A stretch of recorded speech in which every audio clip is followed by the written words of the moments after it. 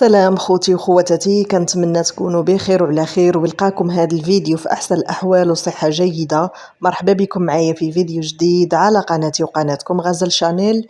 الا كنتوا زوار جداد للقناه فما تنسوش تضغطوا على زر الاشتراك وتفعيل الجرس باش تبقاو ديما تواصلوا بجديد للقناه. لايك للفيديو فضلا وليس امرا، وتعاليقكم بخصوص الموضوع. ابتسام باطمه وفؤاد قبيبو كينزلوا فيديو عبر حساباتهم على الانستغرام، وهذا الفيديو دار ضجة على مواقع التواصل الاجتماعي بسبب واحد اللقطة، فنخليكم مع الفيديو.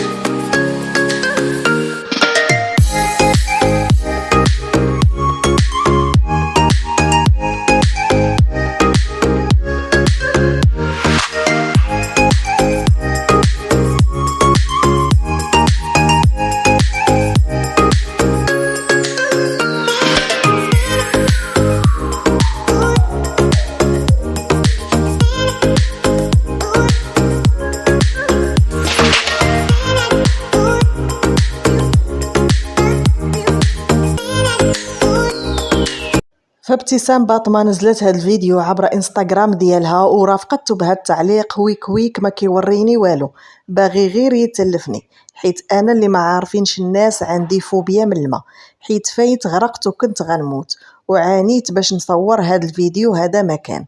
فكما سمعت اخوتي، فابتسام باطمه اكدت على انها كتخاف وعندها فوبيا من البحر.